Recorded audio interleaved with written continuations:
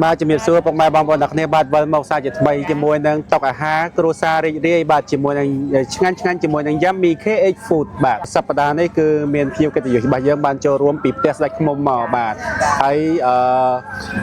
ឥឡូវនេះគឺនៅលើតុអាហាររបស់យើងមានជាមួយនឹងអាហារទី1គឺប្រភេទជ្រូកជើងជ្រូកចាដុតតយងចេកបាទដុតតយងចេកដែលយើងបានចម្អិនតាំងពីវីដេអូមុននេះបាទឥឡូវគឺយើងមកធ្វើការភ្លក់ទាំងអស់គ្នាបាទហើយយើងមានជាមួយនឹងប្រភេទអាហារប្រភេទ fast food បាទដែលនៅក្នុងនេះគឺក្នុងមួយកញ្ច្រែងនេះគឺពីផ្ទះស្ដេចឃ្មុំមកដូចគ្នាបាទគឺមានទាំងអស់គឺចូលរួមគ្នាទាំងអស់តែម្ដងគឺមានកដោបមានចង្រិតមានថ្មុលមាន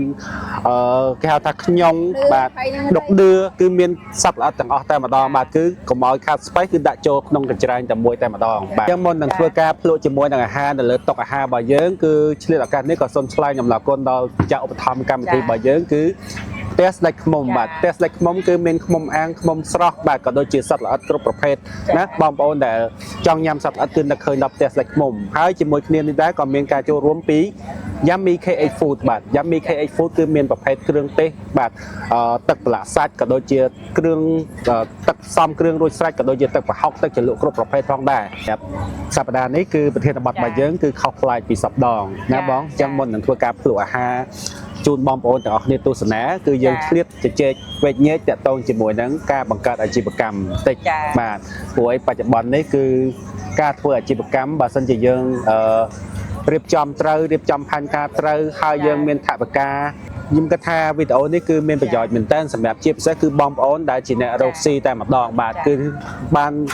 មើលទស្សនាជាមួយនឹងវីដេអូពួកយើងហើយនឹងមានជាកំណត់សម្រាប់ទឹកគិតពិចារណាក្នុងការគិតគូរ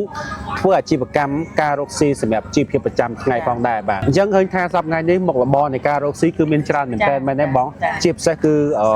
ឃើញថាសន្ទុះនៃការលក់អនឡាញច្រើនមែនទែនបច្ចុប្បន្ននេះមែនទេចុះសម្រាប់កំណត់បងផ្ទាល់បងមានអីចង់ជាបញ្ចេញយោបល់តាក់ទងជាមួយនឹង topic របស់យើងថ្ងៃនេះដែរទេបាទចាបើសម្រាប់ខ្ញុំវិញអានេះបែបលក្ខណៈយើងធ្វើទៅតាមគេហៅថាបត់បែនតាមសម័យកាលបាទក្នុងស្ថានភាពពេលនេះចាបងប្អូនទាំងអស់គ្នាចាអាចជាយល់បានច្រើនហើយដោយសារអីខ្ញុំគិតថាការបង្កើតចាជាមួយនឹងអាជីវកម្មធំចាដែលអាចចំណាយជាមួយនឹងទុនច្រើនបាទខ្ញុំគិតថារៀងពិបាកដែររៀងហានិភ័យបាទអាជីវកម្មរបស់យើងម៉ោងនេះគឺមើលទៅស្ថានភាពកំពុងតែតឹងតែងចាយើងអាចចេញលុយធំបានចាចាំថាបើសិនជាគាត់ចាប់ផ្ដើមក្នុងពេលនេះគឺត្រូវតែគិតឲ្យបានសពជ្រុងជ្រោយអត់ល្អមែនតើណាបាទ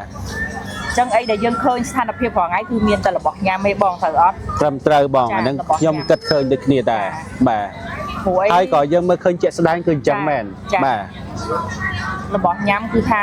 ដើរទោះបីជាស្ថានភាពបែបណាមនុស្សនៅតែញ៉ាំបាទចាព្រោះអត់អាហារចាហើយអាជីវកម្មដែលយើងបង្កើតពីរបស់ញ៉ាំទៅនេះគឺយើងអាចចំណាយទុនតិចមែនតើចាយើងអត់ចំណាយទុនធំទេចាម៉ោងនេះសម្រាប់នាងខ្ញុំវិញនាងខ្ញុំលើកទឹកចិត្តអត់ចង់ឲ្យបងប្អូនទាំងអស់គ្នាចាអត់ចង់ឲ្យលោកស្រីអាចនិយាយបានថាចំណាយអីដោយអត់បានគិតឲ្យល្អិតល្អន់នៅក្នុងស្ថានភាពមួយនេះអញ្ចឹងចាការចំណាយគឺត្រូវតែគិតឲ្យច្បាស់អញ្ចឹងពាក់ព័ន្ធជាមួយនឹងអាជីវកម្មដែលនាងខ្ញុំចង់លើកមកក្នុងថ្ងៃនេះគឺអត់ពិបាកទេចាហើយក៏មិនចំណាយច្រើនដែរជាក់ស្ដែងការដែលបងលើកបែបនេះប្រកាសជាបងសម្លឹងឃើញហ្នឹងមែនទេឃើញអាជីវកម្មប្រភេទណាខ្លះដែលគិតថាអាចទៅរួចអញ្ចឹងណាអញ្ចឹងឥឡូវក្នុងនាមបងជាសហគ្រិនមួយរូបតើបងក្នុងស្ថានភាពនេះបងគួរតែលើកទឹកចិត្តបងប្អូនយើងឬក៏ដូចថាលើកយកជាឧទាហរណ៍ថាបងបើសិនជាបងវិញបងចាប់ផ្ដើមទៅលើអាជីវកម្មអីក្នុងស្ថានភាពនេះចាសម្រាប់នាងខ្ញុំចាស្ថានភាពបែបនេះនាងខ្ញុំលើកទឹកចិត្តចាលើកទឹកចិត្តបងប្អូនទាំងអស់គ្នាងាកមកវិស័យចាម្ហូបអាហារចាជាក់ស្ដែងដូចនាងខ្ញុំកំពុងតែដំណើរការរាល់ថ្ងៃចាគឺយើងធ្វើទៅលើផ្ទះបាយចល័តចាផ្ទះបាយចល័តរបស់យើងគឺយើងអាចធ្វើបានចាយើងអាចធ្វើបានគ្រប់ទម្រង់ទៅចាគ្រប់ទម្រង់ទាំងអស់និយាយទៅគឺបើបងនិយាយមិននេះខ្ញុំចាប់អារម្មណ៍មួយតាក់ទងមួយវិស័យម្ហូបអាហារតាមពិតចាច្រើនមែនតើរាប់អត់អស់ហើយមែនទេបងប៉ុន្តែសម្រាប់ខ្ញុំគិតថាក្នុងស្ថានភាពនេះយើងគួរតែគិតទៅដល់សុខភាពដែរមែនទេអញ្ចឹងចង់ដឹងថាតើអាហារដែលបងចង់នេះហ្នឹងមានអត្ថប្រយោជន៍យ៉ាងណាសូមបងជួយបញ្ជាក់តិចមើលថាតើវាមានចំណុចសំខាន់ឬក៏វាមានអីផ្សារភ្ជាប់ទៅនឹងអ្វីដែលខ្ញុំនិយាយមិញគឺតាក់ទងមួយសុខភាពដែរអត់ចឹងបាទចាប្រ គាត់ជាមានហើយដោយសារអីសប្តាហ៍ថ្ងៃនេះគឺនាងខ្ញុំកំពុងតែបដោតទៅលើចាមុខរបរផ្ទះបាយចល័តរបស់យើងគឺយើងបដោតទៅលើអាហារសុខភាពចាពាក់ព័ន្ធជាមួយនឹងថ្ងៃគឺយើងមានជាមួយនឹងគោចាយើងមានជាមួយនឹងស៊ូស៊ី អូខេ យើងមានជាមួយស៊ូស៊ីប្រភេទស៊ូស៊ីនេះបងប្អូនមួយចំនួននៅអត់ទាន់បានស្គាល់ហើយក៏អត់ទាន់បានយល់ពីស៊ូស៊ីដែរតាមពិតស៊ូស៊ីគឺជាអាហារសុខភាពមួយដែលជួយសុខភាពយើងបានច្រើនមែនទែនពីព្រោះនាងខ្ញុំជាអ្នកធ្វើផ្ទាល់ចាគឺអាចនិយាយបានថាបងប្អូនញ៉ាំទៅធ្វើឲ្យសុខភាពល្អហើយមួយទៀតចាយើងក៏មានជាមួយនឹងការវេចខ្ចប់ជាមួយនឹងប្រភេទជាបន្លែចាប្រភេទជាបន្លែប្រភេទជាសង់វិចស្រស់ចាសាឡាត់ស្រស់ចាយើងអាចសិតតែផ្ដោតទៅលើសុខភាពហើយបងប្អូនអាចរកចំណូលបានទៀតដោយយើងចំណាយទុនតិចចាចំណាយទុនតិចហើយក៏ជាវិស័យមួយដែលប្រជាពលរដ្ឋត្រូវការប្រជាពលរដ្ឋត្រូវការព្រោះអ្នកណាក៏អាចអត់ញ៉ាំបានដែរចាំមិនថានៅក្នុងស្ថានភាពបែបណាទេការញ៉ាំគឺសំខាន់បំផុតអញ្ចឹងមនុស្សសុខចិត្តអត់អីបានតែញ៉ាំមួយគឺអត់បានទេអញ្ចឹងហើយនាងខ្ញុំសូមលើកទឹកចិត្តចាលើកទឹកចិត្តដល់បងប្អូនទាំងអស់គ្នាចាដែលកំពុងតែនឹកចាប់ផ្ដើមអាជីវកម្មដែលនៅក្នុងអន្តរការមួយនេះចានាងខ្ញុំលើកទឹកចិត្តងាកមកលើវិស័យចាfast food វិញប្រភេទ fast food សឹមឡើងតិចអញ្ចឹងណាអញ្ចឹងខ្ញុំចាប់អារម្មណ៍តាក់ទងមួយ sushi បង sushi គឺនិយាយទៅគឺ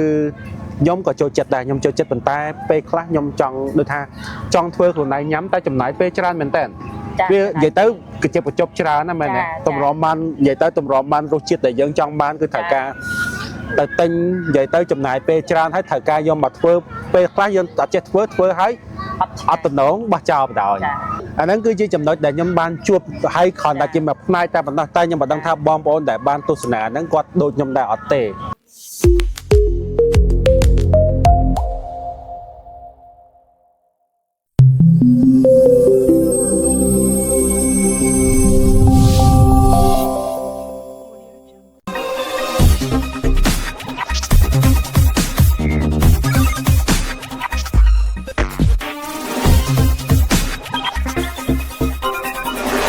រឿងរ៉ាវរបស់លោកអ្នកគឺជាចក្ខុវិស័យរបស់យើងខ្ញុំ